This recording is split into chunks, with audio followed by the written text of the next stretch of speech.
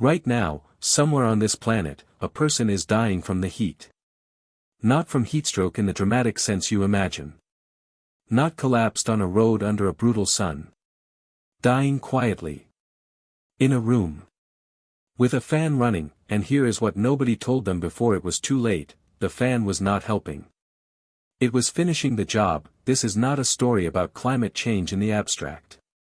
This is a story about a specific number, a number that meteorologists have been tracking for over 2 centuries, that climate scientists have been warning about for decades, and that almost nobody outside of research labs has ever heard of. It is the number your body is negotiating with every hot day. And above a certain value, your body loses that negotiation. Every time. Without exception, the number is called wet bulb temperature. And understanding it will permanently change how you think about heat, humidity, fans, and the increasingly dangerous summers ahead. Start with the basics. When you are hot, your body has one primary strategy: sweat, except that is not quite right. Sweating is not the strategy. Sweating is the preparation. The actual strategy is evaporation. Here is the distinction that matters. When sweat forms on your skin, it sits there as liquid water. That liquid does nothing on its own. It is the transition, liquid turning into vapor, that carries heat away from your body.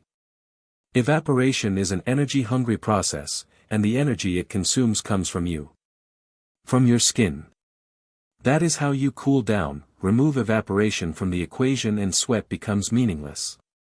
You can pour sweat. Your skin can be soaked. And your core temperature will still rise. Your body produces heat constantly. Not just when you exercise. Always. Your heart beating, your liver processing, your brain firing electrical signals, all of it generates thermal energy. At rest, you are producing approximately 80 watts of heat. That is roughly the output of an old incandescent light bulb, running inside your chest, continuously.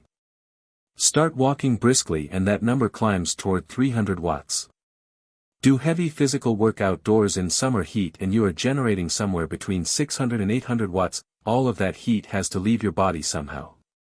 Evaporation handles the majority of it. Which means that anything that interferes with evaporation is not merely uncomfortable.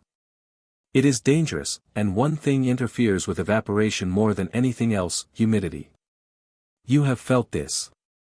A 35-degree day in a dry climate feels manageable.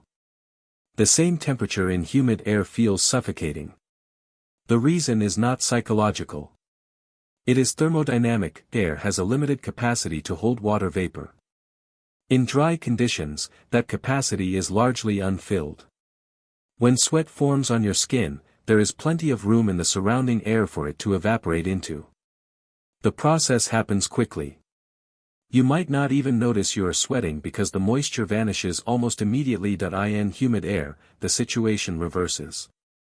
The atmosphere is already packed close to its moisture limit. When sweat tries to evaporate, it finds almost no available space. The process stalls. Moisture accumulates on your skin instead of leaving it. And your cooling system, which depends entirely on that evaporation, starts to fail. Meteorologists developed a tool over 200 years ago to measure exactly how well evaporation can work at any given moment. It is called a wet bulb thermometer, and it is almost absurdly straightforward in its design. Take a standard thermometer. Wrap the sensing end in a small piece of damp cloth. Expose it to the air. As moisture evaporates from the cloth, it cools the thermometer below the actual air temperature. How much it cools tells you exactly how efficiently evaporation is working. The reading you get, the wet bulb temperature, is one of the most important numbers in climate science. And it is almost completely absent from public weather reporting. In dry air, the wet bulb temperature sits significantly below the actual air temperature. The gap between the two tells you that evaporation has room to work. As humidity rises, that gap closes. When the air reaches 100% relative humidity, evaporation stops entirely. The wet bulb temperature and the air temperature become the same number. And that convergence has a name in the context of human survival. It is called a threshold. And crossing it kills people.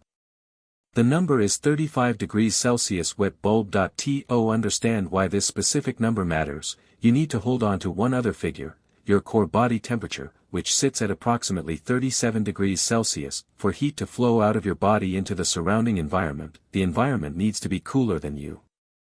That temperature gradient is what allows heat transfer to occur. But temperature alone is not the complete picture.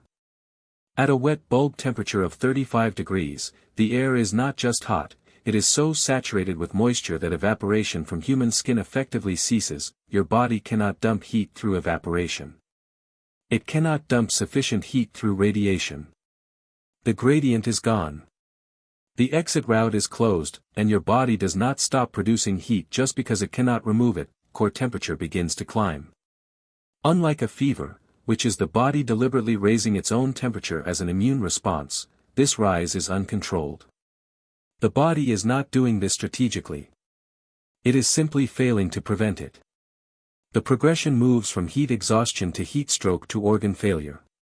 The timeline, under sustained wet bulb conditions above 35 degrees, is measured in hours. This is the wall. Below it, your body can fight. It can sweat more, increase blood flow to the skin, reduce internal heat production. Below it, the physics are in your favor. Above it, none of those adaptations are sufficient. The physics have closed the door. Now we can return to the fan.in normal conditions. A fan works by increasing the rate of air movement across your skin. Moving air accelerates evaporation. That is the entire mechanism. The fan does not produce cool air. It makes evaporation happen faster, which removes heat from your body faster. This works brilliantly when the conditions allow evaporation to function, but there is a temperature threshold, around 35 degrees Celsius air temperature, coinciding closely with skin surface temperature, above which the fan changes what it is doing to you. When the air being blown across your skin is hotter than your skin, you are no longer losing heat to that air. You are absorbing it. The moving air is transferring its thermal energy into you through convection. You have just turned a cooling device into a heating device. The fan is now functioning as a convection heater pointed directly at your body. Add near threshold humidity to this scenario and the result becomes acute. Evaporation is already failing due to the moisture saturation in the air. The fan cannot restore evaporation. But it continues increasing the rate at which hot air deposits its heat into your skin. You are losing the heat battle faster than you would have been losing it in still air. This has been documented clinically. Research into heat management in elderly populations, whose cardiovascular systems have diminished capacity to compensate for thermal stress, has found that in conditions of high temperature and high humidity, fan use measurably increases core body temperature rather than reducing it. The intervention people reach for in a crisis is worsening the crisis. Here is where the story shifts from physics to urgency. Until relatively recently, climate researchers working on extreme heat events operated under a shared assumption that sustained wet bulb temperatures at or near 35 degrees were unprecedented in the current era. Something that climate modeling projected for the future. A threshold humanity had not yet meaningfully reached that in 2020, a study published in the journal Science Advances appended that assumption. Researchers analyzed decades of hourly weather data from stations around the world and found something the models had not predicted: wet bulb temperatures at or very close to 35 degrees had already occurred. In multiple locations. With increasing frequency, the events were short, measured in hours, not days. But they were real, they were recorded, and they were clustered in regions nobody had highlighted as immediate danger zones: coastal areas of South Asia, the shores of the Persian Gulf, parts of the American Gulf Coast and Midwest. The most striking documented case occurred in July 2015 in the Iranian port city of Bandar Mashar, situated on the coast of the Persian Gulf. Weather stations recorded an air temperature of 46 degrees Celsius alongside a dew point that produced a wet bulb temperature of approximately 34.6 degrees, fractions away from the absolute survival threshold. This was not a remote research station. This was a functioning city. People were living there. People were outside. The Persian Gulf, with its shallow warm water and persistent humidity, has become a region where this combination of extreme heat and extreme moisture is no longer a projection. It is an annual risk. And the population living there has limited access to reliable air conditioning infrastructure in all the places it would need to exist to keep people alive. There is something important about the 35-degree figure that changes how seriously you should take everything below it. 35 degrees Celsius wet bulb represents the absolute physiological ceiling, the point beyond which even a young, healthy adult in peak physical condition, at rest, in the shade, with unlimited water, cannot survive indefinitely. It is derived from laboratory studies under controlled conditions designed to find the maximum. Real life is not controlled conditions. Research on heat-related mortality suggests that for most people, accounting for age, pre-existing cardiovascular or respiratory conditions, the effects of physical exertion, and limited access to shade and water, dangerous heat stress begins at a wet bulb temperature closer to 28 degrees Celsius. For elderly people, who lose thermoregulatory efficiency and may be on medications that interfere with sweating, that threshold is lower still. For outdoor workers doing heavy labor, the heat their bodies are generating internally pushes them past their personal limit long before the air temperature would do it alone. This creates a significant and uncomfortable gap between the number that appears in climate discussions, 35 degrees, the absolute limit, and the number that is actually relevant to most human deaths from heat. Somewhere between 28 and 33 degrees, depending on who you are and what you are doing. The deaths that happened in Europe in August 2003 did not happen because cities reached wet bulb temperatures of 35 degrees. They happened because an unusual combination of moderate to high wet bulb temperatures coincided with a population, elderly, living alone, in apartments without air conditioning, in a continent that had never built infrastructure for sustained extreme heat, that was already operating near its real-world threshold. More than 70,000 people died across the continent in a single summer. France alone recorded approximately 15,000 excess deaths in 2 weeks. The distance between 28 degrees and 35 degrees wet bulb is not a margin of safety. It is where the majority of heat deaths have always happened.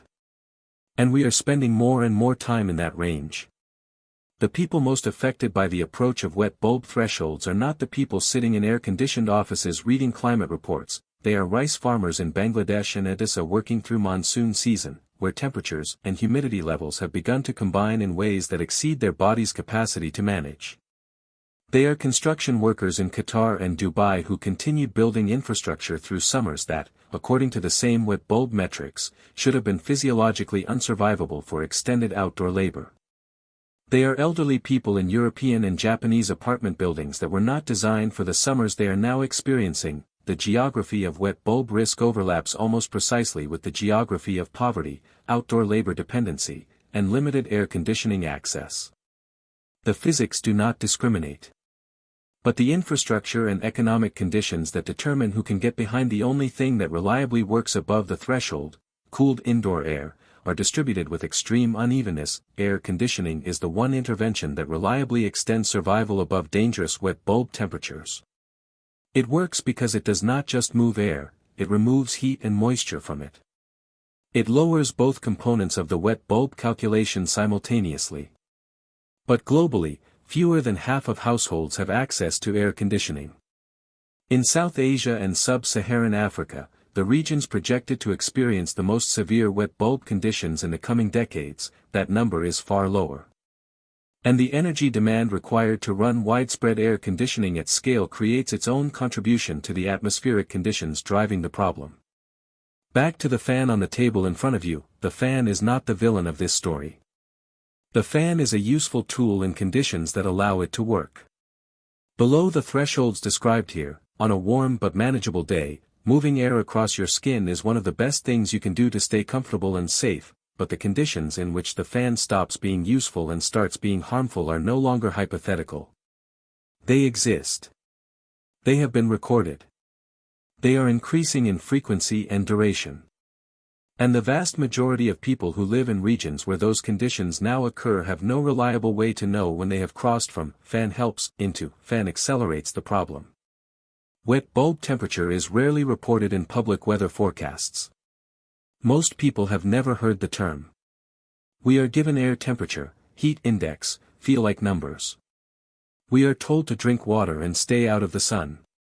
We are not told whether the fundamental physics of evaporation are working in our favor or against us on a given afternoon. 35 degrees wet bulb is the wall.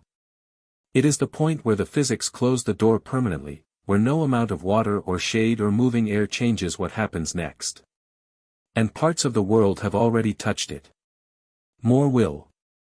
And the billions of people living in those regions cannot simply purchase their way past it. So the next time it is hot, and right now, it is very hot, and you reach for the fan, or you tell someone else to use one, you now understand what that device can and cannot do, and exactly why. Sometimes the thing you reach for to survive is the thing that ends you faster. That is not a metaphor. Under specific and increasingly common conditions, it is physics.